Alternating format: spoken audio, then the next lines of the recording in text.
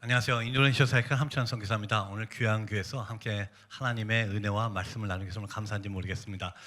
여러분, 하나님께서 노아에게 뭘 만들라 그러셨죠? 방주입니다. 그리고 하나님이 방주만 만들라 그러신 게 아니라 구체적인 설계도를 주셨습니다. 구약에 보면 아주 구체적으로 넓이는 몇 큐빅, 높이는 몇 큐빅, 아주 구체적인 설계도를 주셨습니다. 그래서 노아가 자기의 계획은 하나도 안 들어가고 하나님이 주신 청사진대로, 하나님이 주신 계획대로 방주를 만들었습니다. 자기의 계획이 없이 하나님이 주신 계획대로 만들었습니다. 그런데 방주를 다 만들고 봤더니 가장 중요한 세 가지 부품이 없었습니다. 그 배, 여러분, 하나님이 주신 설계도로 만들었는데, 가장 중요한 세 가지 부품이 그 배는 없었습니다. 여러분, 뭐가 없는지 아십니까? 그 방주에는 엔진이 없습니다. 또 하나, 방향을 틀 수 있는 키가 없었습니다. 배를 멈출 수 있는 닷도 없었습니다. 그러니까 여러분, 쉽게 말해서 여러분, 자동차를 만들었는데 엔진도 없고 핸들도 없고 브레이크도 없는 자동차를 만들었습니다. 여러분, 이게 완전한 자동차입니까? 장난감 자동차입니다. 엔진도 없고 핸들도 없고 브레이크도 없는 자동차, 쓸모없는 자동차입니다. 그런데 하나님께서는 놀랍게도 그 방주를 통하여 인류 역사의 구원의 역사를 시작하셨습니다. 여러분, 한번 따라할까요? 테바. 우리 조금 더 심차게 하실 수 있으시죠? 테바. 바로 그 방주의 히브리어 단어를 하나님의 성경에 히브리어로 테바라는 단어를 썼습니다. 그런데 놀랍게도 그 테바라는 단어가 구약에 똑같은 단어가 또 한 번 나옵니다. 바로 모세의 갈대 상자입니다. 모세가 갈대 상자에서 나일강에 떠내려가는데 갈대 상자에도 엔진도 없고 핸들도 없고 닷도 없었습니다. 똑같이 하나님이 테바라는 단어를 썼습니다. 그리고 하나님은 놀랍게 모세 갈대 상자를 통하여 하나님 백성의 구원의 역사를 시작하셨습니다. 여러분, 이것은 무엇입니까? 하나님은 저와 여러분을 통하여 하나님의 일을 하기 원하십니다. 하나님께서 구원의 일을 하기 원하십니다. 그런데 한 가지 조건이 있습니다. 우리가 나름대로 엔진을 가지고 마음껏 달려가고 마음껏 방향을 틀고 마음껏 멈추기를 원하시는 것이 아니라 우리 인생의 엔진도 하나님 앞에 올려드리고, 우리 인생의 핸들도 하나님 앞에 올려드리고, 우리 인생의 브레이크도 하나님 앞에 올려드리고, 하나님, 저는 움직일 방법이 없습니다. 어디로 가야 될지도 모르겠습니다. 언제 멈춰야 될지도 모르겠습니다 하고 고백할 때 하나님이 저와 여러분을 통하여 하나님의 구원의 역사를 시작하자 믿습니다. 오늘 그 하나님이 이스라엘 백성에게 나타나셨습니다. 우리 에스겔서 47장 한번 펴보실까요? 에스겔서 47장 3절부터 5절까지 우리 함께 읽겠습니다.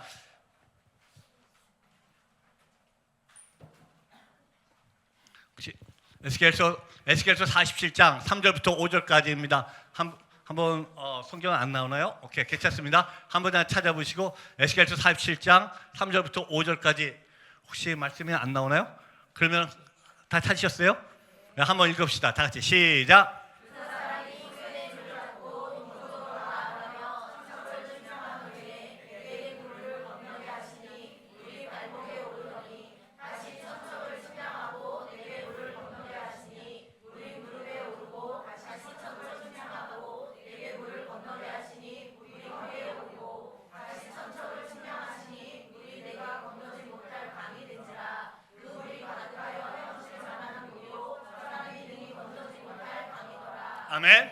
7절 읽겠습니다. 7절 시작. 그 앞에 6절인가요?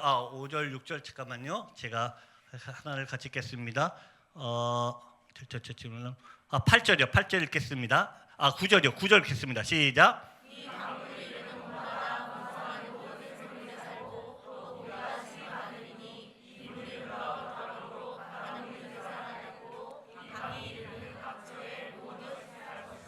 십 절. 네.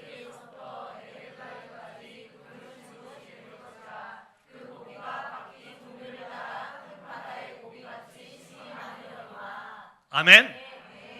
하나님께서 이스라엘 백성에게 나타나셔서 이스라엘 백성의 미래를 보여주셨습니다. 이때 에스겔서 47장은 배경이 이렇습니다. 이스라엘 백성이 남의 나라에 끌려가서 포로가 됐습니다. 그것도 25년 동안 남의 나라에서 포로 생활하고 있었습니다. 바벨론에 끌려가서 포로로 25년 동안 살고 있었습니다. 여러분 한번 상상해 보십시오. 자기 나라도 아니고 남의 나라 가서 포로 생활을 하고 있습니다. 그들 마음에 희망이 있었을까요? 맨 처음에 1년 5년 그들이 하나님 앞에 기도했을 거예요. 하나님 우리 구해주세요. 하나님 살려주세요. 우리 잡혔습니다. 우리 구해주세요. 그런데 하나님 아무런 응답이 없으셨습니다. 10년이 지나갔습니다. 20년이 지나갔습니다. 제 생각이 이럴 것 같습니다. 이스라엘 백성의 이런 마음이 들었을까요? 하나님을 우리를 버렸다. 아니 신은 없었어. 처음부터 하나님이라는 사람은 없었어. 우리는 그냥 버려졌어. 우리는 여기서 이렇게 살아야 돼. 완전히 좌절과 절망 가운데 있을 거라고 생각합니다. 25년째 아무런 응답이 없는 하나님을 보면서 신은 없다, 하나님 안 계시다고 좌절하고 있을 때 하나님께서 에스겔 선지자를 통하여 이스라엘 백성의 미래를 보여주셨습니다. 사랑하는 성도 여러분, 여러분 신앙생활하면서 때때로 하나님 어떻게 우리 기도 이렇게 응답을 안 해주세요? 하나님 정말 내 기도 듣고 계세요? 하나님 졸고 계신 거 아닙니까? 하고 답답하신 적 없으십니까? 저도 있었습니다. 하지만 여러분 우리 하나님은 그럴 때도 한 번도 우리를 떠나본 적이 없으심을 믿으시기 바랍니다. 늘 우리와 함께 하셨습니다. 우리가 좌절하고 절망하고 우리가 주님의 기도 응답을 듣지 못할 때에도 그 순간에도 하나님은 우리를 버리신 적이 없으시고 늘 우리와 동행하고 계심을 믿으시기 바랍니다. 그 하나님이 에스겔에게 나타나서 이스라엘 백성의 4가지 미래를 보여주셨습니다. 3절부터 5절까지 읽으신 대로 보면 물이 맨 처음에 어디로 갔습니까? 발목에 갔습니다. 그리고 또 일천척을 침략했더니 물이 무릎에 갔습니다. 또 일천척을 침략했더니 물이 허리에 갔습니다. 또 일천척을 침략했더니 헤엄치지 못할 강에 갔습니다. 도대체 이게 무슨 말씀일까요? 왜 물이 한꺼번에 안 오고 4단계를 거칠까요? 저는 이 말씀을 묵상하다가 성령이 우리 삶 가운데 인도하는 4가지 단계라고 생각합니다. 첫 번째입니다.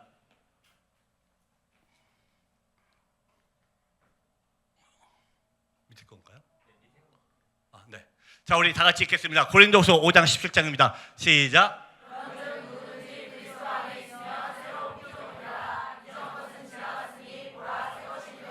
아멘. 이것입니다, 여러분. 성령이 우리 발목을 적셨다는 것은 바로 우리가 저와 여러분이 주님으로부터 구원받았다는 겁니다.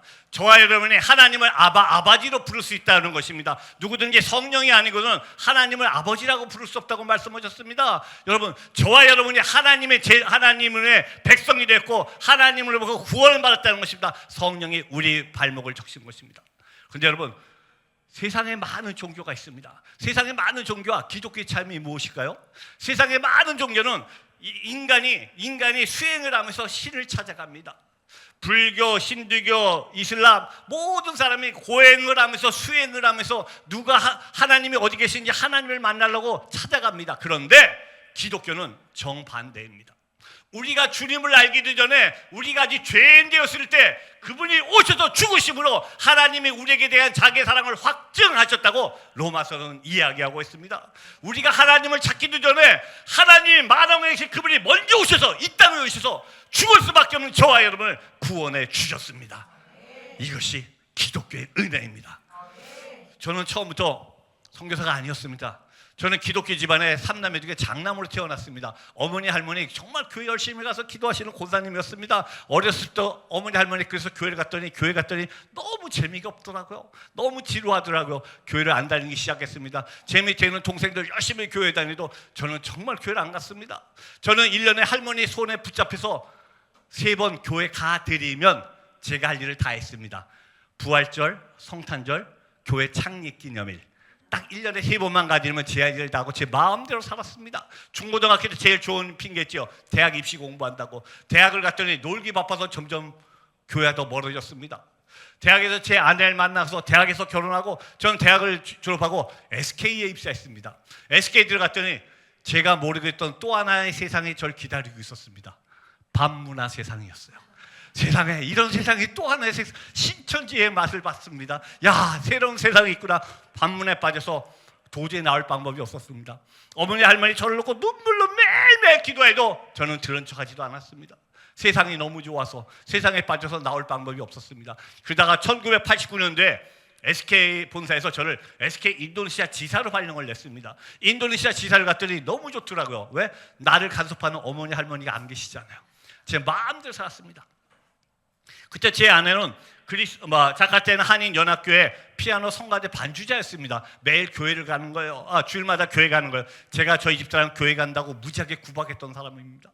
쓸데없이 교회 다닌다고. 주일날 골프 치러 가야 되는데, 주일날 놀러 가야되는데 교회 간다는 거예요. 얼마나 그런지. 아니, 그 교회는 당신 없으면 망해. 그 교회는 당신이 혼자 다 하는 거야. 도대체 주일날 교회를 뭐하러 가? 놀러 가야지. 제가 교회에 다니는 집사람은 그렇게 구박했었습니다.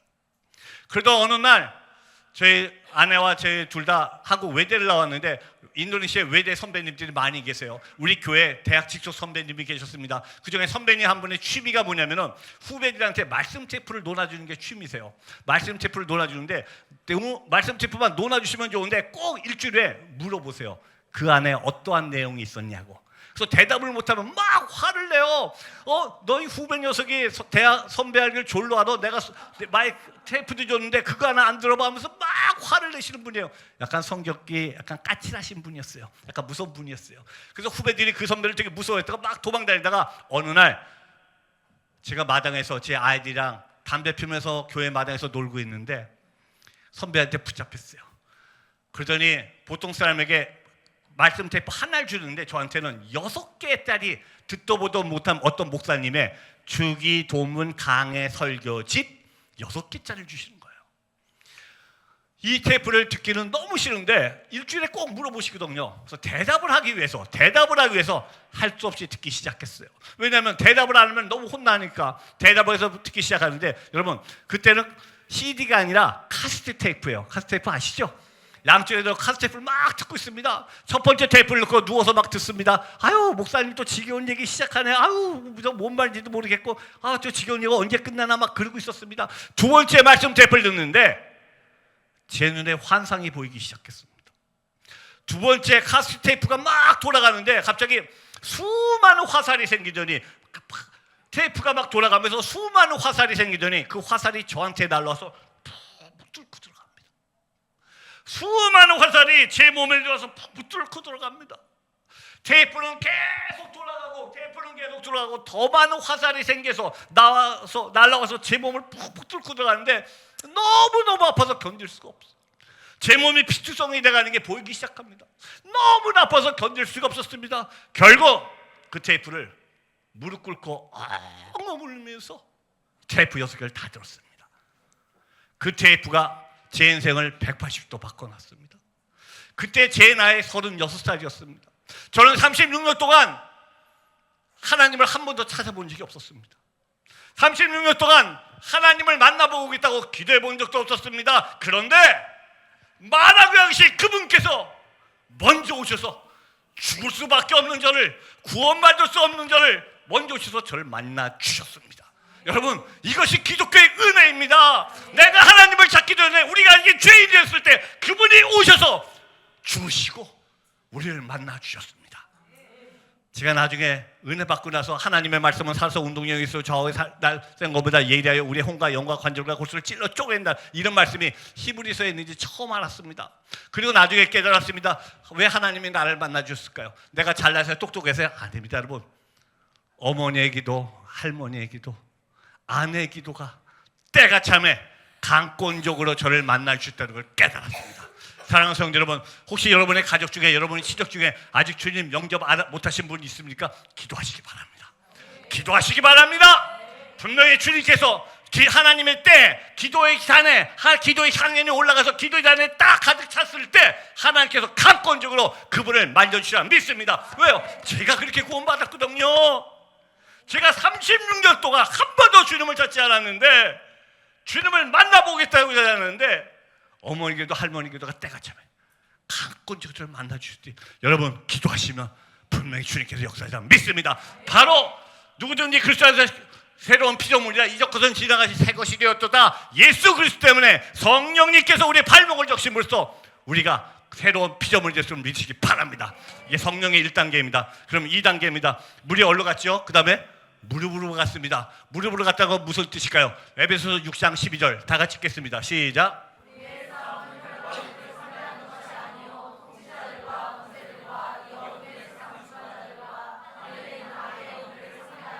아멘. 여러분, 성령이 우리 무릎에 있다는 것은 저와 여러분이 기도하기 시작했다는 겁니다. 저와 여러분이 영적 전쟁을 시작했다는 것입니다. 주님의 전에 무릎을 꿇고 기도하기 시작했다는 것입니다. 세상에는 하나님의 나라와 악의 나라밖에 없습니다. 중간은 없습니다. 우리가의 싸움은 영적 싸움이라고 말씀했고, 우리가 기도하지 않을 때 영적 싸움에서 진다고 성경은 이야기하고 있습니다. 여러분, 한 가지 예를 드릴게요.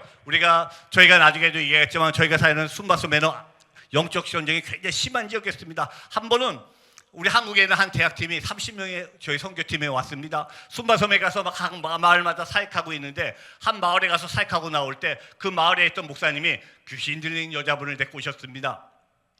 인도네시아 아직 순바섬에 아직 영적으로 눌리는 사람이 많이 있거든요. 귀신 들린 분을 데리고 오셔서 기도해달라 그럽니다. 우리가 그분을 넣어서 30명이 막 기도해 줬습니다. 그리고 와서 그 다음날 막 사역하고 있는데, 아침에 30명이 손잡고 이제 아침에 사역하기 전에 막 기도하고 있는데, 갑자기 기도하다가 한 청년이 딱 쓰러지더니 앞을 못 보기 시작합니다.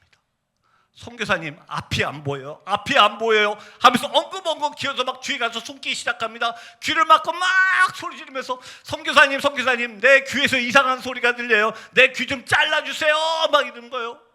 청년이 너무 막 괴로워하면서 막 괴성을 지르갑니다. 선교사님은 앞이 안 보여요 울면서 이 청년을 붙잡고 막 기도해 주기 시작했습니다.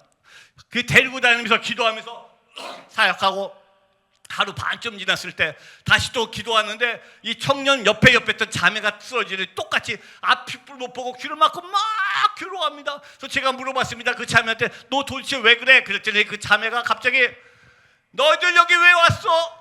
왜 와서 나를 못 살게 굴어? 너희들 빨리 가, 그럼 나 죽여버릴 거야! 막 소리 지르기 시작합니다. 그런데 더 놀라운 거는 제 옆에는 인도네시아 목사님이 한국에서 바로 온 자매에게 인도네시아 말로 물어봤습니다. 그런데 한국에서 바로 온 자매가 유창한 인도네시아 말로, 여러분 이해가 됐어요? 한국에서 바로 온 자매가 유창한 인도네시아 말로, 너희들 여기 왜 왔어? 왜 와서 못 살게 굴어? 너희들과 안 가면 나 죽여버릴 거야! 막 소리 지르기 시작합니다. 우리가 며칠 전에 귀신 들린 분 기도해주고 왔잖아요. 악한 영이 저희 쪽으로 들어왔습니다. 청년들이 막 괴롭혀서 앞을 못 보고 막 괴롭기 시작했습니다. 그래서 저희 자매가 귀를 막고 막 괴로워해서 손을 치우고 귀에다 놓고 기도해 주었습니다. 너 하나님의 자녀야. 너 기도해야 돼. 자매가 나중에 이런 간직을 합니다. 악한 영이 자기를 딱 둘러싸니까 꼼짝달싹을 못하겠대요. 아무것도 못하겠대요. 그런데 귀에서 우리가 해주는 기도 소리가 들리기 시작한대요. 내 동료들이 나를 위해서 기도하고 있구나. 내가 기도해야겠구나. 본인이 기도하기 시작했을 때 악한 영이 물러나가는 걸 느꼈다고 합니다. 제가 이 일이 일어났을 때 너무너무 놀래갖고 큰일 나서 이 대학팀을 보낸 교회에다가 제가 문자를 보냈습니다. 이런 상황이 벌어졌습니다. 그때 선교 담당하는 우리 집사님이, 그때 집사님이셨는데 저한테 그 다음날 문자가 왔습니다. 문자가 뭐라고 하냐면, 선교사님 어떻게 해요? 걱정되시겠습니까? 어떡하죠? 이런 말 한마디도 없이 그대로 말씀드릴게요. 선교사님, 절대로 지지 마세요.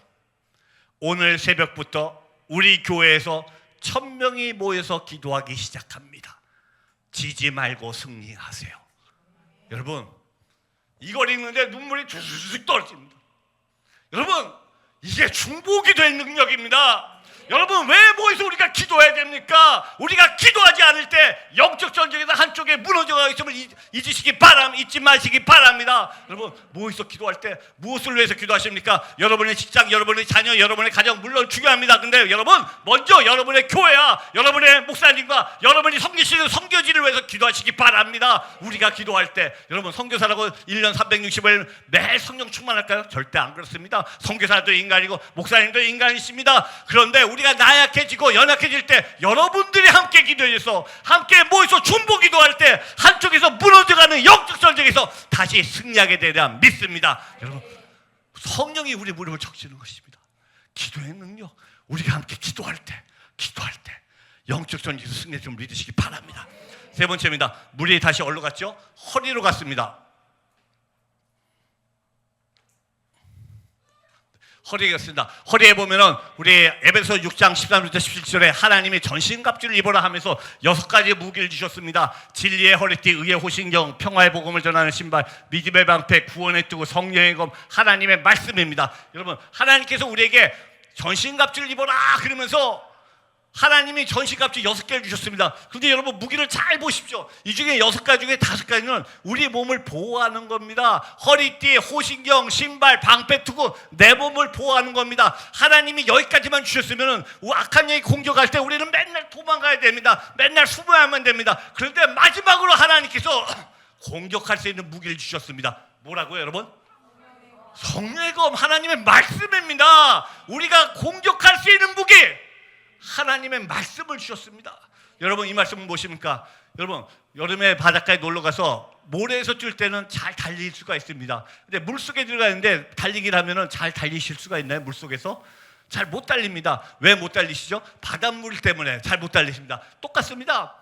하나님의 말씀, 허리를 적셨다는 것은 저와 여러분이 어떠한 행동을 할 때마다, 저와 여러분이 어떠한 행동을 할 때마다 내 안에 있는 말씀이 떠오르면서 나의 삶을 붙잡기 시작합니다.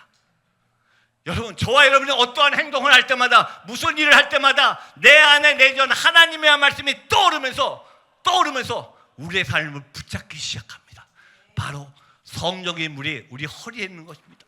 내가 생활할 때마다 어떤 일 할 때마다 성경은 뭐라 그러셨지, 예수님은 뭐라고 말씀하셨지, 내 안에 내전 하나님의 말씀이 내 삶을 주장할 때 바로 성령의 3단계, 바로 물이 허리까지 온 것입니다.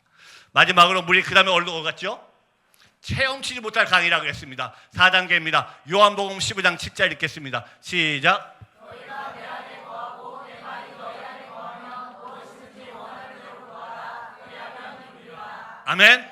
여러분 요한복음 15장 7절에 너희가 무엇이든지 원하는 대로 구하라. 그러면 이루리라. 할렐루야. 얼마나 좋은 말씀입니까? 무엇이든지 원하는 대로 구하라. 그러면 이루리라. 얼마나 좋습니까? 그런데 조건이 있습니다. 너희가 내 안에 거하고 내 말이 너희 안에 거하면, 이 말을 보니까 성령 안에 완전히 잠기는 겁니다. 성령 안에서 안식하라는 겁니다. 성령의 강물에 완전히 빠져서 하나님 나는 어디로 갈지도 모르겠습니다. 하나님 내가 언제 멈출지도 모르겠습니다. 완전히 성령의 감동에서 성령의 강물에 우리를 맡길 때 무엇인지 원하는 말하라. 그러면 구하리라고 하나님이 말씀을 주셨습니다. 여러분 세상의 많은 새 중에 어떤 새가 가장 멀리 날까요? 가장 오래 날까요? 새가, 독수리, 그렇죠? 또 뭐 솔개. 여러분 여러 새가 있는데 저는 알바트로스라는 새를 소개할게요. 알바트로스라는 새가 있는데 이 새는 15일 동안 한 번도 안 쉬고 날아갑니다. 15일 동안을. 그리고 1년에 지구를 7바퀴를 돌 수 있다 그럽니다.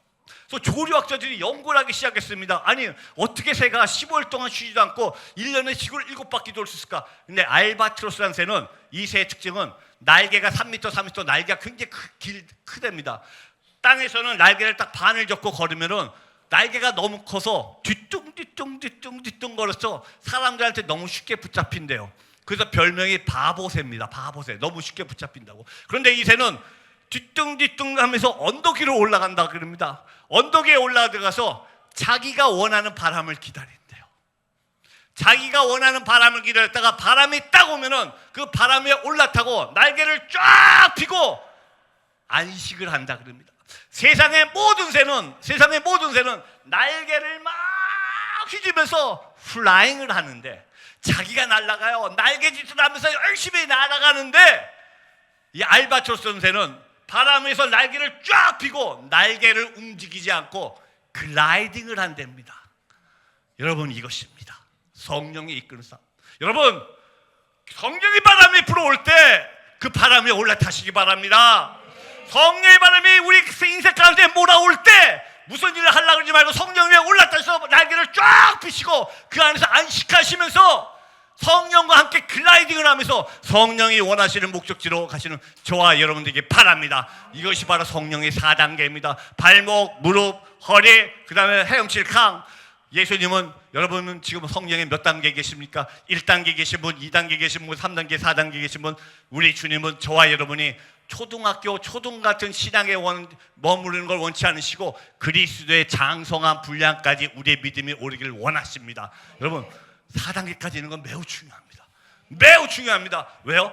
바로 6절부터 12절까지 말씀했습니다. 우리 아까 읽은 말씀입니다. 6절부터 12절에 뭐라고 있으면은 그 물이 흘러갔는데 어디로 갔습니까? 바닷물이 소생됐습니다. 번성하는 생물이 살고 고기가 많고 어부가 살고 엔게디에서 에나인까지 그물을 치는 곳이 되었습니다. 여러분, 물이 어디로 들어갔다고요? 아라바로 들어갔는데 엔게디에서 에나글라임까지 들어갔습니다. 엔게디와 에나글라임은 여러분 사해바다 아십니까? 사해바다? 죽은 바다. 사해바다의 동쪽 끝과 서쪽 끝이 엔게디에서 에나글라임입니다. 여러분, 물이 이 생수의 물이 넘쳐갖고 흘러 들어가서 죽은 바다 사해에 들어갔는데 사해바다 들어갔더니 이물 때문에 바닷물이 소생하기 시작했습니다. 죽었던 곳에 어부가 살기 시작했습니다. 죽었던 곳에 고기가 살기 시작했습니다. 죽었던 곳에 열매가 맺기 시작했다 그럽니다. 죽었던 땅이 살았다고 말씀하고 있습니다. 여러분, 이 말씀을 들으면서 저는 한 가지 깨달았습니다. 제가 여러분에게 물어볼게요. 여러분, 그리스도인들의 크리스찬들의 특징이 무엇입니까? 어떤 사람을 크리스찬이라고 그러겠습니까? 크리스찬의 특징은 뭐죠? 착한 사람, 선한 사람, 남을 잘 도와주는 사람. 물론 그것도 기독교인들의 한 특징입니다. 그런데 여러분, 거기서만 만족한다 그러면 여러분, 다른 종교와 기독교의 차이점이 뭐가 있을까요? 세상에 어떠한 종교도 다른 사람에게 악한 일을 하라고 가르치는 종교는 없습니다.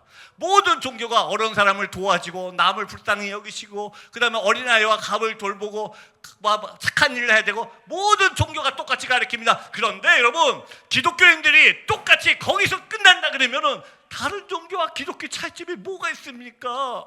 그런데 여러분, 오늘 말씀을 통해서 기독교인들이 할 수 있는 거 하나가 있습니다.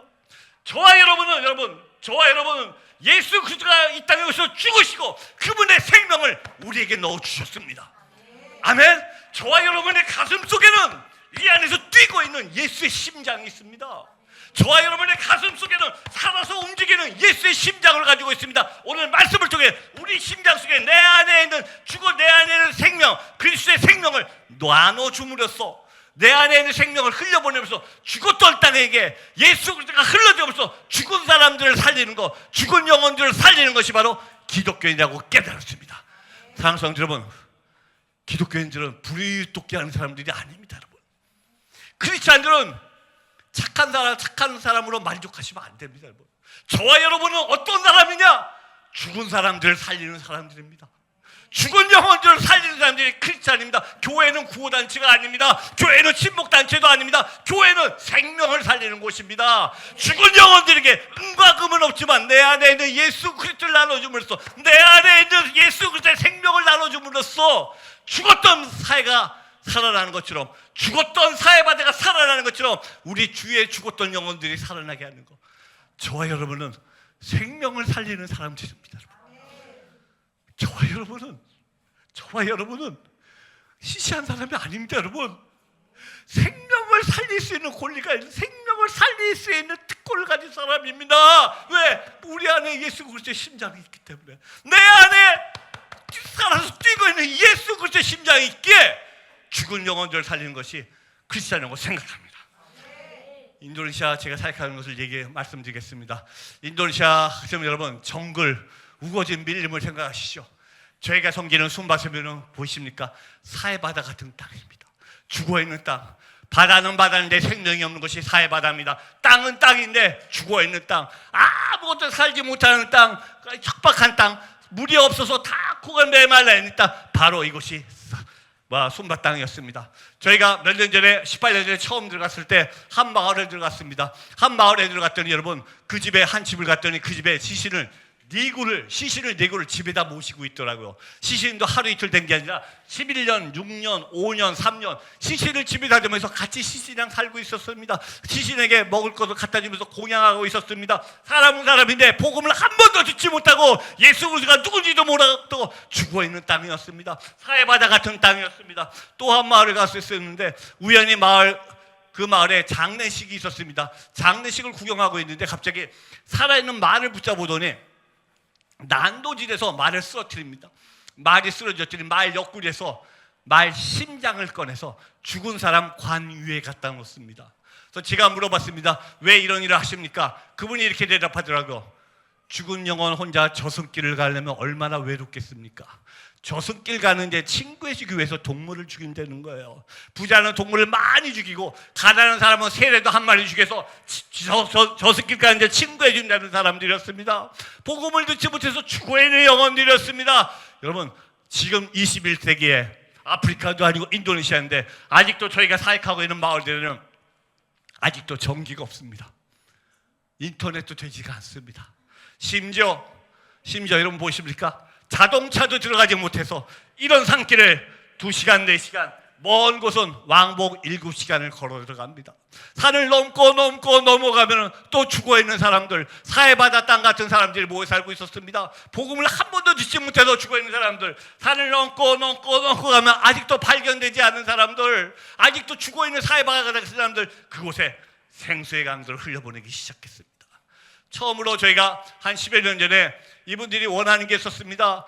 선교사님, 의사를 한 번만 만나게 해주세요. 의사를 만나본 적이 없었습니다. 전기도 없고 인터넷도 없고 병원도 없고 학교도 없고 그냥 살고 있는 사람들, 의사를 만나는데 아픈 사람이 너무너무 많았습니다. 그래서 한국에 있는 한 교회를 접해서 처음으로 의료 선교팀 60명이 왔습니다. 여러분, 순바섬을 가기 위해서는 여러분 발리 아십니까? 여러분이 너무나 잘 아시죠? 발리에서만 비행기가 있습니다. 60명이 와서 발리에서 비행기를 타러 딱 체크인하러 갔더니 그날 로컬 항공이 뭐라 그러냐면은 오늘 비행기가 고장났다고 내일 오라 그럽니다. 비행기 수리 중이라고 뭐 그런가 보다. 그리고 하루 잘 놀고 그 다음날 비행기 타러 갔더니 갑자기 어저께까지 또 우리 좌석이 다 캔슬됐다고 일주일 후에 다시 오라는 겁니다. 그래서 무슨 얘기냐, 너희들이 어저께 오늘 오라 그랬는데 무슨 얘기를 했더니 나중에 알고 봤더니 인도네시아 로컬 항공이 그때 상황이 굉장히 안 좋았습니다. 오버부킹을 너무 심하게 해놓은 거예요. 그런데 오버부킹 보는데 60명 외국인 명단이 있으니까 몽창 빼서 일주일 후에 옮겨놓고 무조건 일주일 후에 다시 오라고 자기네들 모른다 그럽니다. 근데 여러분 상상해 보십시오. 의사분들이 일주일 휴가 받아왔는데 어떻게 또 일주일 동안 발리에서 기다리겠습니까? 그래서 60명이 무릎 꿇고 어마어마하게 기도했습니다. 발리 인터내셔널 공항 잔디밭에 60명이 앉아서 어마어마하게 기도했습니다. 하나님, 우리가 순바섬을 가야 되는데 길을 열어주시기 바랍니다. 하나님, 갈 방법이 없습니다. 울고 있는데 여러분 한번 상상해 보세요. 외국인 60명이 잔디밭에 인터내셔널 공항에 잔디밭에 무릎 꿇고 뭐라고 쪼글쪼글대면서 막 울고 있으니 얼마나 신기합니까? 인도네시아 사람들이 웅성웅성 모이기 시작했어요. 그래서 무슨 일인가? 그때 마침 발리 공항 관제탑 사령관이 공항 관제탑 사령관이 퇴근하다가 우리를 봤습니다. 그래서 저한테 무슨 일이냐고 제가 자초지종을 얘기했습니다. 그분이 저한테 미스터 갈 수 있는 방법이 한 가지가 있대요. 그래서 제가 물어봤습니다. 갈 수 있는 방법이 뭡니까? 그랬더니 비행기 한 대를 전세를 내래요. 비행기 한 대를 통째로 임대해서 전세기를 하면은 비행기를 띄워주겠대요. 그래서 제가 솔깃해서 물어봤습니다. 저기 비행기 한 대 전세인데 돈이 얼마 듭니까? 여러분 10년 전입니다. 10년 전에 그분이 뭐라 그러냐면은 US 달러로 5만 불을 캐시 인 어드밴스 페이하면 비행기를 띄워주겠대요. 여러분 5만 불이면 얼마죠? 5천만 원이 넘는 돈이에요. 한 6천만 원 되는 돈인데 그것도 후불이면 어떻게 하는데 선불로 내야 하면 비행기를 띄워주겠대요. 여러분 그 돈을 어디 가서 구합니까? 그래서 제가 다 팀을 모아놓고 우리 순바섬 선교를 포기합시다. 우리 갈 방법이 없습니다. 하고 막 얘기하는 순간 제 아내가 옆에서 막 기도하다가 갑자기 저를 툭툭 치더니 제 아내가 툭툭 치더니 이렇게 하면 여보 지금 당장 자동차 팔아. 우리 가야 돼. 갑자기 그렇게 얘기를 해요. 그래서 제가 놀라서 아내에게 아니 내가 알아듣게 설명을 해봐. 무슨 얘기야? 좀 알아듣게 설명을 해봐. 그랬더니 아내가 저한테 이렇게 대답하더라고요. 여보 내가 지금 기도하고 있는데 하나님이 나한테 물어보셔. 하나님이 나한테 뭐라고 물으시냐면 너희가 돈을 사랑하냐 영혼을 사랑하냐 물으시죠. 하나님이 지금 나한테 너희가 돈을 사랑하냐 영혼을 사랑하냐 물으셔. 그냥 우리 있는 거 다 팔어. 그리고 우리 가. 그 말에 정신이 바짝 들었습니다. 어떻게 해서 하여튼 그날 밤에 발리사를 다 주서 돈을 5만 불을 빌려와서 돈을 입금시켰더니 전세기 빈 비행기가 왔습니다. 전세기를 타고 순바섬까지 1시간 반을 날아가는데 여러분 혹시 전세기 타보신 분 계세요? 아직 한 번도 못 타보셨습니까? 전세기를 탔더니 좋은 점이 하나 있습니다. 우리 마음대로 우리가 원하는 시간에 비행기가 떴습니다. 더 좋은 점은 인도네시아 민항기에 우리밖에 없으니까 전부 다 주여 기도하면서 들어가기 시작합니다. 인도네시아 이슬람 국가 민항기에서 전부 다 주여 하고 기도하고 들어가는데 제가 원래 SK 종합상사 출신이잖아요. 막 개혁 세우고 했던 사람이잖아요. 앞에는 주여 주여 하는데 목사하고 선교사인 제가 맨 뒤에 앉아갖고 저는 계산하기 시작했더니 완전히 미친 짓이더라고요. 선교도 좋지만 선교를 좀 계획적으로 해야지, 선교를 좀 논리적으로 해야지. 이건 미친 짓이야. 이건 왜냐면 여러분 10분마다 5천 불이 없어져요. 10분마다 500만 원이 없어져요. 상상해 보세요. 10분마다 500만 원을 버리고 간다고 상상해 보세요. 여러분 선교도 좋지만 이건 미친 짓이야. 이건 미쳤어. 이건 돈 낭비야. 이러고 갔습니다. 앞에는 주여 주여 하는데 막상 목사하고 선교사는 맨 뒤에 앉아갖고 내가 미쳤지, 내가 돌았지, 이건 아니야. 이러고 들어갔습니다. 그리고 여러분 가서 환자들을 치료하는데 병원도 아니고 아까 본 그 산에다가 텐트 치고 여러분들을 수술하기 시작했더니 이런 종양들이 떨어져 나가요. 이런 종양들이 막 떨어져 나가요. 그런데 이분들이 종양들이 떨어져 안 믿는 분들이에요. 그분들이 고침을 받으면 뭐라고 하시는 줄 아십니까? 우리가 고쳤잖아요. 우리 의사분들이 수술했잖아요. 그분들이 뭐라고 간증하시는 줄 아십니까? 여러분 저 사람들이 예수 믿는 사람들이라는데 그 예수가 나를 고쳤대.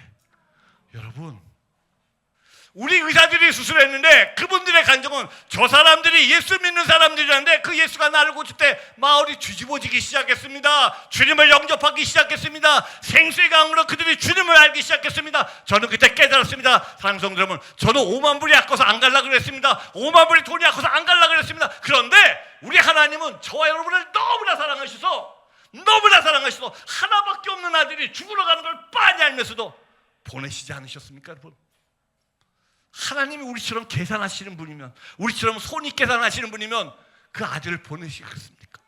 근데 하나님은 영혼을 너무나 사랑하셔서 하나밖에 없는 아들이 죽으러 가는 걸 빤히 알면서 보내셨습니다. 사랑하는 성도 여러분, 여러분 선교할 때, 전도할 때 여러분의 물질이 필요합니다. 여러분의 시간이 필요합니다. 그런데 여러분 계산하지 마시기 바랍니다. 세상적인 방법으로 물질에 간 것과 시간을 계산하지 마시고 그걸 뛰어넘어서 영혼을 사랑하는 하나님의 마음을 품으시기 바랍니다.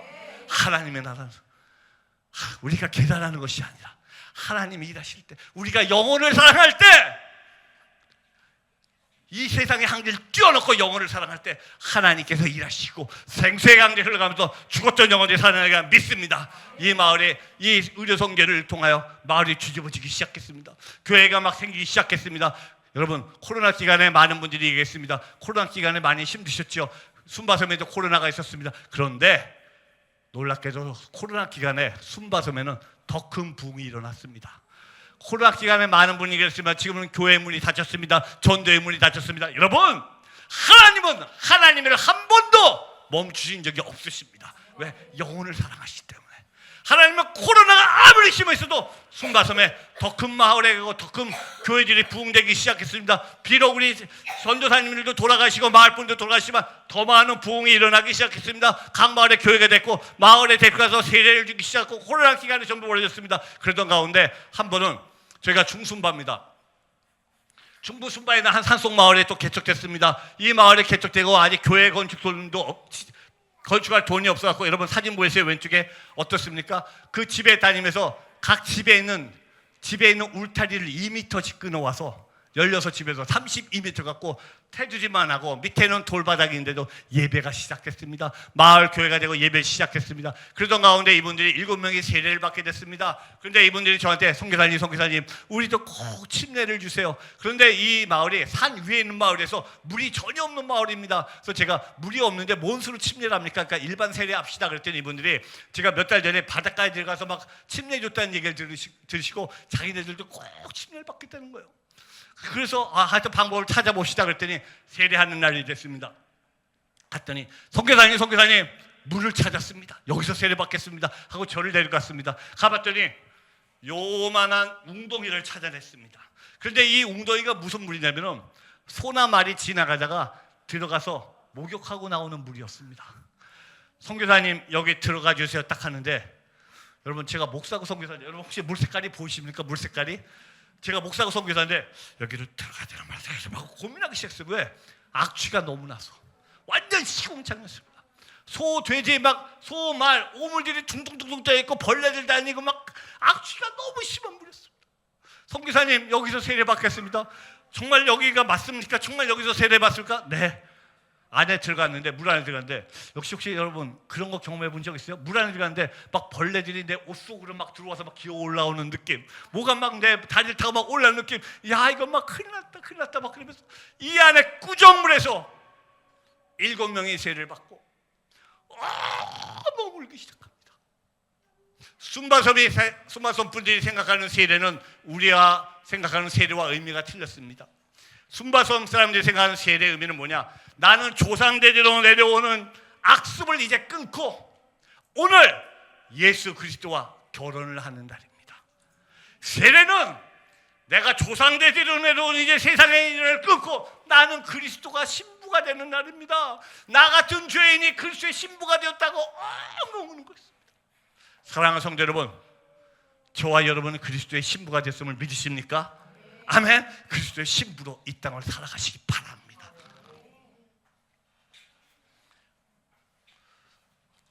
코로나 기간에 동부 순바에는 한 마을이 또 개척됐습니다. 순바섬에 또 마을이 개척됐고, 아직 교회가 없을 때 이 마을 밑에서 이 마당에서 예배를, 마을에서 막 예배 드리고 있는데 옆에 봤더니 좀 이상한 광경이 있습니다. 돌산에 구멍을 이렇게 뚫어놨습니다. 구멍을. 그래서 예배가 끝날 때 물어봤습니다. 도대체 이 구멍은 뭡니까? 그랬더니 이 마을 사람들이, 이 마을에는 식수가 전혀 없었습니다. 식수 구하기가 제일 힘들었습니다. 마을 사람들이 식수를 구하려고 돌산에다가 구멍을 뚫었더니 산 안에 머금고 있는 이슬들이 구멍 위에서 똑똑 떨어집니다. 그럼 그걸 밤새도록 모았다가 아침에 플라스틱 꺼서 한 잔 마시는 게 유일한 식수였습니다. 그래서 제가 이렇게 물 얻기에 너무너무 고생하시네요. 너무 가슴 아픕니다. 그랬더니 그분들이 뭐라고 대답하는지 아세요, 여러분? 아니에요, 선교사님. 하나님이 우리를 너무나 사랑하셔서 이렇게 물을 주셔서 감사하다는 거였습니다, 여러분. 밤새도록 똑똑 떨어지는 물을 기다렸다가 한 잔 마시면서 하나님 물을 주셔서 감사합니다 하고 고백하고 있었습니다. 사랑하는 성도 여러분, 제가 그 고백을 들으면서 제 삶을 한번 돌아봤습니다.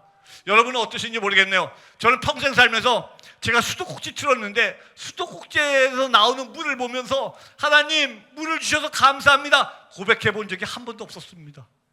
혹시 여러분 있으셨습니까?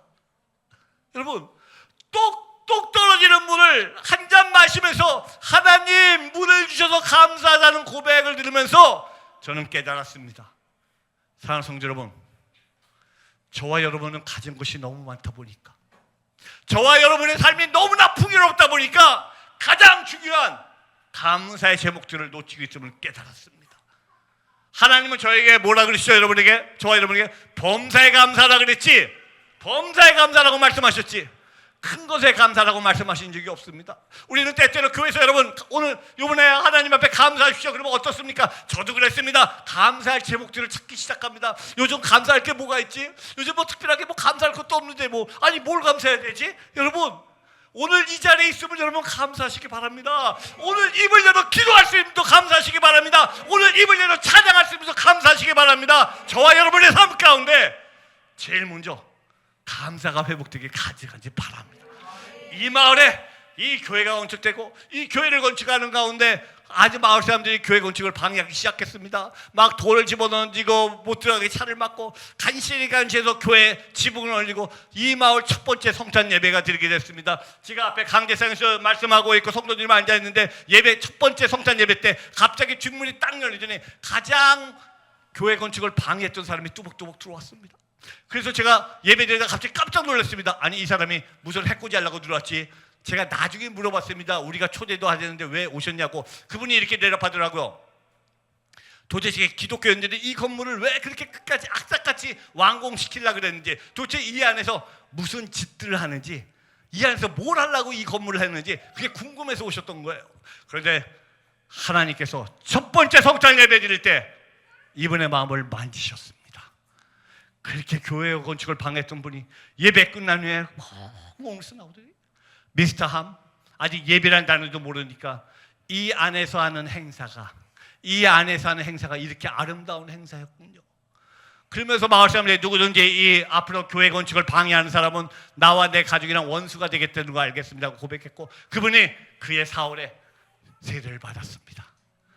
지금 열심히 교연하십니다. 사랑하는 여러분, 생수의 강입니다. 죽었던 영혼들이지만 우리가 생수의 강을 흘려보낼 때, 우리 안에는 예수 그리스도를 흘려보낼 때 죽은 영혼들이 살아남을 믿으시기 바랍니다.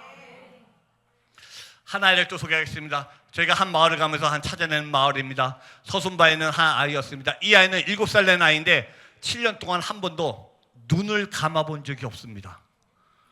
태어나면서 장애로 태어났는데 눈꺼풀이 없이 태어났습니다. 눈꺼풀이 없다는 것은 평생에 한 번도 눈을 감을 수가 없습니다. 감고 싶어도 감을 수가 없습니다. 24시간 눈을 뜨고 있었고, 빛이 들어가고 바이러스가 들어가고 눈이 시력은 다 잃었고 눈에서 고름이 나기 시작했습니다. 이 아이를 보고 너무너무 가슴이 아팠고, 그 다음에 이 아이를 어떻게 해서 코로나 기간에 큰 도시에 데리고 나서 MRI, CT, 소음검사를 다 받았습니다. 3일 동안 검사 후에 의사가 이렇게 얘기하더라고요. 미스터 이 아이는 지금 시력을 완전히 잃었습니다. 더 이상 의학적으로 할 수 있는 방법이 없습니다. 그래서 제가 물어봤습니다, 의사분에게. 그런데 이 아이가 눈이 이렇게 아픈데 그건 어떡합니까? 의사가 두 안구를 다 뽑아내고 여기를 완전히 봉해서 빛이 못 들어가게 막아줘야 됩니다. 그 방법밖에 없습니다. 그래서 제가 이 수술하려고 애 엄마랑 통화를 했습니다. 아직 주님을 모르는 분이 막 울면서, 미스터 너무나 고맙고 잘 알겠는데 나는 내 아이가 기능을 잃은 두 안구지만 그래도 없는 것보단 있는 게 좋겠습니다.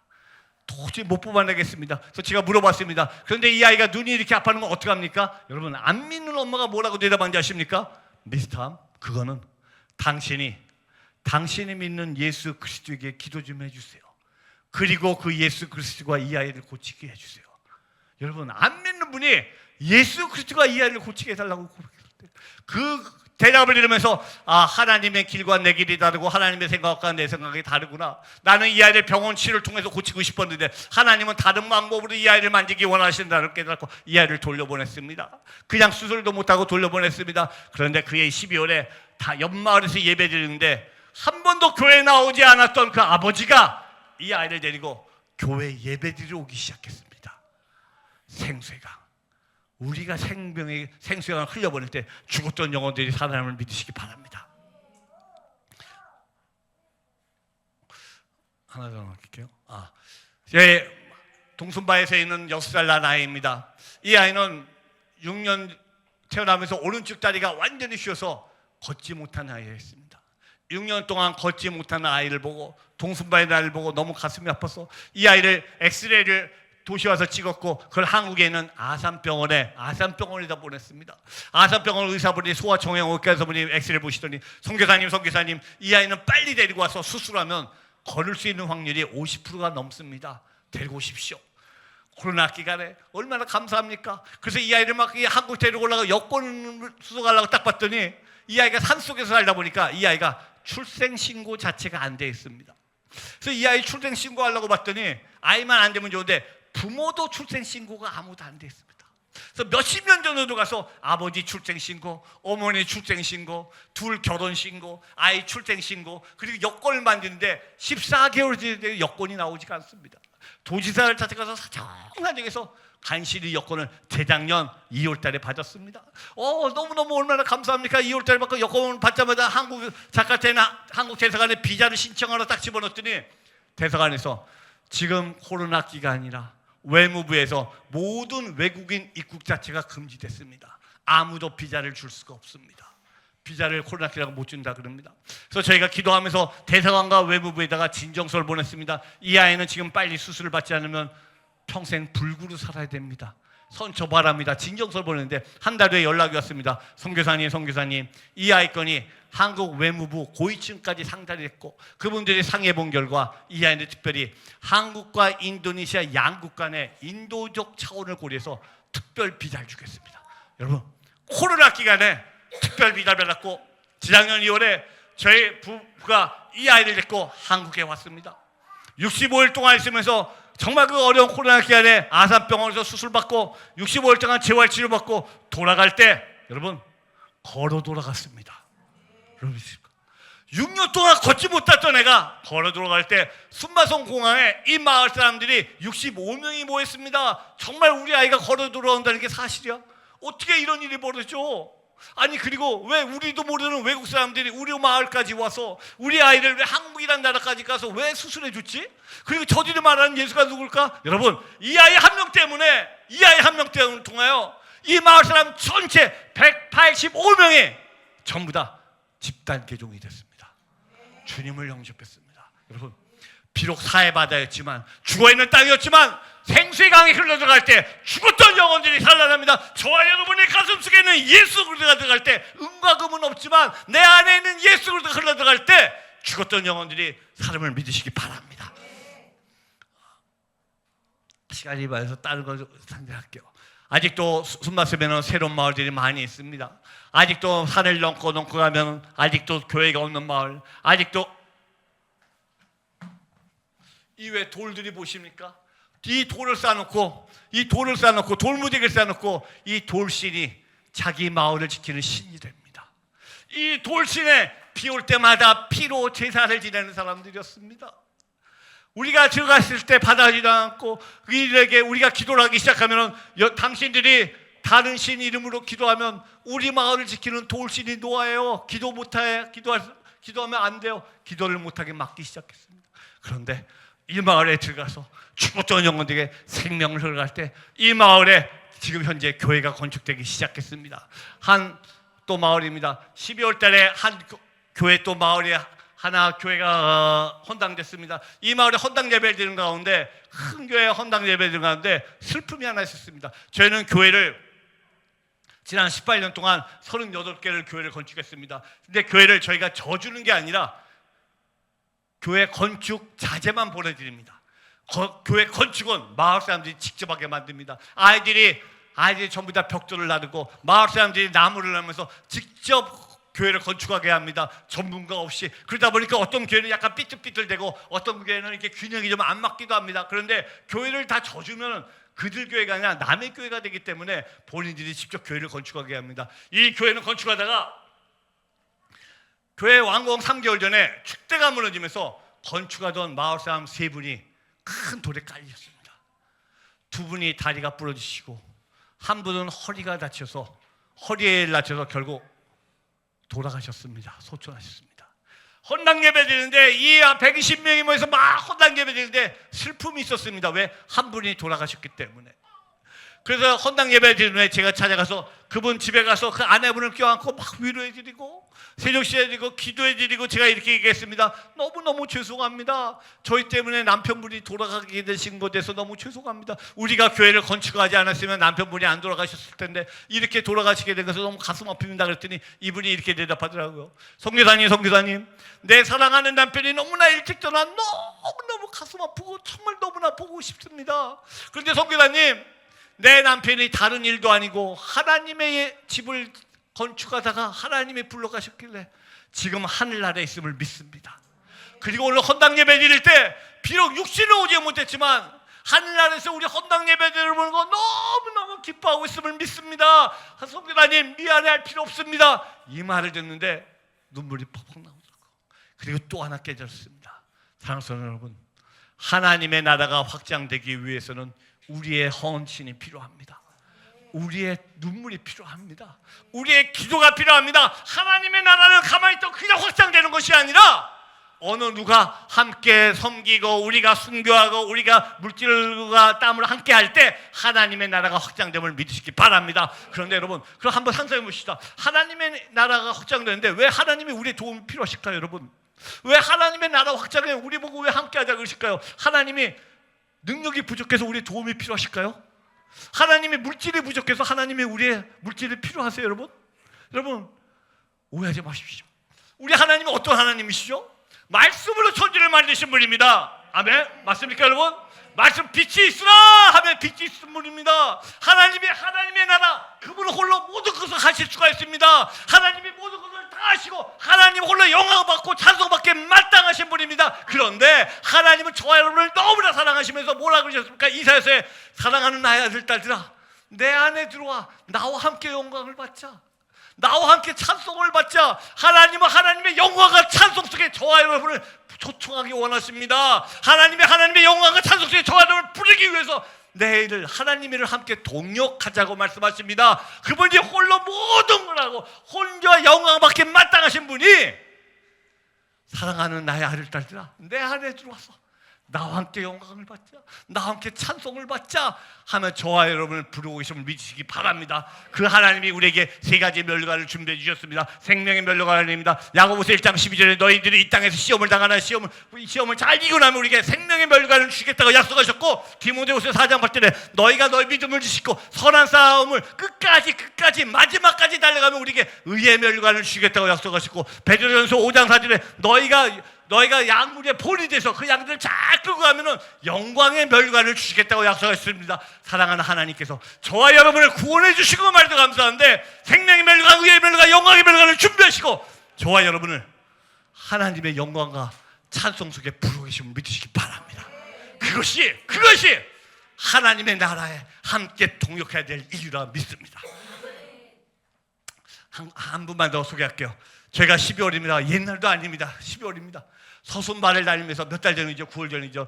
또 서순바의 한 마을을 개척했습니다.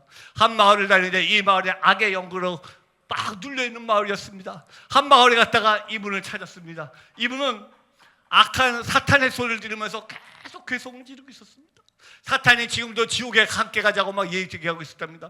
그리고 이 사람이 힘이 세져서 마을 사람들이 해코지를 했더니, 여러분 보이세요 혹시? 왼쪽 다리에다가 큰 통나무로 족쇄를 만들어서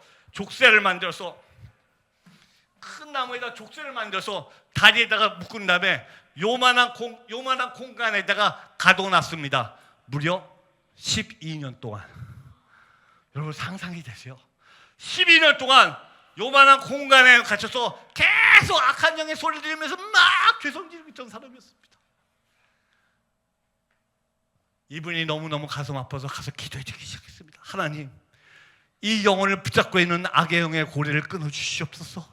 이 영혼이 예수 안에서 자유롭게 되기 원합니다. 예수 안에서 자유롭게 되기 원합니다. 예수의 이름으로 악한 영이 물러나기 원합니다. 기도해 주기 시작했습니다. 그게 12월입니다. 1월 달에 가서 또 기도해 줬습니다. 2월 달에 가서 또 기도해 줬습니다. 한 2월 중순쯤 됐는데 이분이 연락이 왔습니다. 선교사님 12년 만에 처음으로 제가 성경을 보고 싶은 마음이 생겼습니다. 성경 하나만 보내주세요. 얼른 보내줬습니다. 3월 달이었습니다. 잠시 출타했었는데 여기에 사역하는 전도사님이 연락이 왔습니다. 성교사님 오늘 기적이 일어났습니다. 무슨 기적이에요?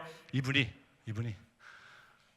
교회도 없어서 마당에서 예배드리는데 찬송 소리를 듣더니 11년 만에 처음으로 내가 주님을 만나고 싶습니다. 내가 주님을 그렇게 예배드리고 싶습니다. 12년 만에 처음으로 이 족쇄가 풀려나고 마을에 나와서 함께 예배를 드리고 주님을 영접했습니다. 여러분, 악의 영에 붙잡혀서 있는 얼굴과 악의 영에 붙잡혀서 12년 동안 고통받던 얼굴과 예수를 만나고 환하게 있는 얼굴이 비교가 되십니까 여러분? 여러분, 이것입니다. 저와 여러분은 생명을 살리는 사람들입니다. 저와 여러분은 성교는 불의 도끼가 아니라, 물자를 갖다 주는 것이 성교가 아니라, 물자를 전하는 것이 전도가 아니라, 저 성교와 전도는 악의 영에 붙잡고 있는 그 적에 붙잡고 있는 악의 영의 고리를 끊어뜨리고 그 영혼들이 예수 안에서 자유롭게 되는 것, 예수 안에서 새 생명을 살게 되는 것, 죽었던 영혼들이 살아나게 되는 것, 이것이 성교고 전도라고 생각합니다. 저와 여러분은 생명을 살리는 사람들입니다. 여러분, 생명을 살리는, 영혼을 살리는 사람들입니다. 저와 여러분의 심장 속에 예수의 그리스도의 심장이기 때문에. 아멘. 하나만 더 말씀드릴게요. 이 아이는 올 1월 달에 한 마을을 갔다가 찾아냈습니다. 8살 된 아이인데 태어나면서 항문이 없습니다. 여러분, 항문이 없다는 게 무슨 얘기인지 아십니까? 분비물이 복부에 가물치가 나옵니다. 복부를 통해서 그냥 나오기 시작합니다. 그런데 이 아이는 8살인데 부모도 버리고 갔습니다. 옆집에 있는 옆집에 70 먹은 할머니가 이 아이를 돌보고 있더라고요. 이 아이를 보고 너무 가슴이 아파서 막 기도해 주는데 그때 주님께서 말씀해 주셨습니다. 비록 부모도 이 아이를 버리고 왔지만 나 예수 그리스도는 이 아이를 한 번도 버린 적이 없다고 얘기하게 하시더라고요. 지금 이 아이를 어떻게 치료해 줄까 방법을 찾기 위해서 큰 도시에 들어가서 여러 가지 방법을 막 하고 있습니다. 아직 얼마나 더 치료해야 될지 어떻게 해야 될지 아무 계획도 없습니다. 주님, 우리는 뭘 해야 될지 모르겠습니다. 주님, 만져주십시오. 기도하면서 병원 치료를 기도하고 있습니다. 수술을 몇 번 해야 되고 대수를 몇 번 해야 되고 의사를 막 얘기를 하는데 하나님 함께 하셔서 이 아이에게 새로운 생명을 받을 수 있도록, 이 아이가 죽었던 사해바다가 된 땅에 예수 그리스도를 영접하게 해달라고, 이 아이를 통하여 이 마을이 편하게 해달라고 현재 기도하면서 현재 이 아이를 치료하고 있습니다. 여러분 생각날 때마다 기도해 주시기 바랍니다. 마지막으로 한 군데만 얘기하겠습니다. 저희는 자카르타의 한센인 마을을 또 사역하고 있습니다. 여러분 한센인 아십니까? 나병 환자들입니다. 1,500명에서 2,000명 있습니다. 저는 평소에 제 부부와 함께 한센인 마을을 사역하겠다고 계획해 본 적도 없고 기도해 본 적도 없습니다.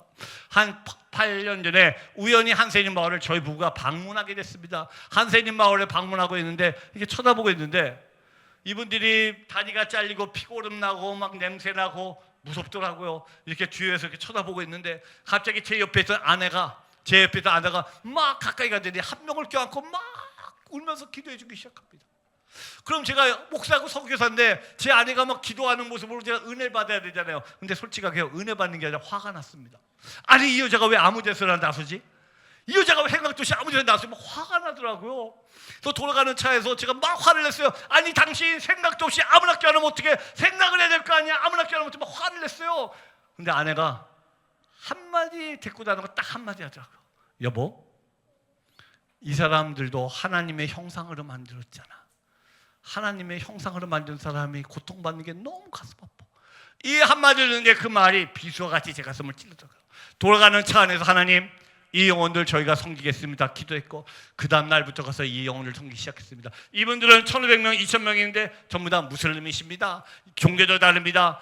저희가 기독교인들하고 우리를 받아주지도 않았습니다. 죽어있던 사해바다 같은 땅이었습니다. 그곳에 가서 생명을 전하기 시작했습니다. 그들을 기도해주고 그들을 치료해주고 그들 자녀들을 기도해주고 그들에게 쌀을 갖다주고 그래갖고 이들이 필요한 것을 공급해주기 시작했습니다. 이제 그 아이들이 마음문이 열려서 여러분 보이세요? 히잡을 쓰고 있는데, 이슬람 히잡을 쓰고 있는데도 당신의 믿는 예수 이름으로 기도해달라고 기도를 받기 시작합니다. 이들이 원하는 게 있습니다. 이들은 길거리에서 구걸하면서 살고 계세요. 자동차, 낮에는 뜨거운 아스팔트에서 구걸하다가 독수가 차서 죽습니다. 밤에는 구걸하다가 자동차에 치여서 죽으면 쓰레기장에 버리세요. 이분들이 원하는 게 있어요. 한 번이라도 소풍을 가보게 해달라는 거예요. 평생에 소풍을 가본 적이 없습니다. 그래서 한 5, 6년 전에 220명 한센인을 보고 처음으로 소풍을 갔습니다. 우리나라만은 민속촌 같은 데 소풍을 갔습니다. 제일 어려운 게 버스 대지라는 거였습니다. 모든 버스 회사가 한센인들이라고 안 태워주겠다는 거예요. 버스비를 3배를 더 주고 가서 간신히 갔습니다. 가서 하루 재밌게 놀고 맛있는 것도 먹고 예배도 드리고 선물도 주고 다 그랬습니다. 돌아오는 길에 제가 물어봤습니다. 오늘 하루 뭐가 제일 재밌었어요? 어떤 분은 맛있는 거 먹은 거, 어떤 분은 새로 선물 받은 거, 구경한 거. 근데 마지막 한 분이 이렇게 대답하더라고요.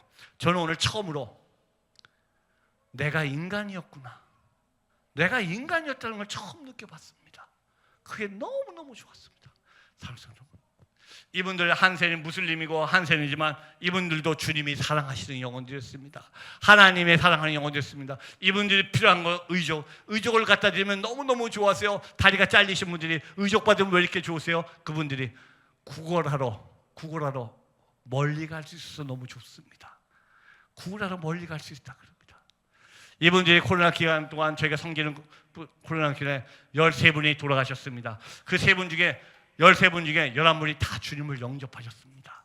돌아가실 주님을 다 영접하셨습니다. 죽었던 영혼들이 살아나기 시작했습니다. 그런데 두 영혼은 영접을 안 하신 게 아니라 못 시켜드렸습니다.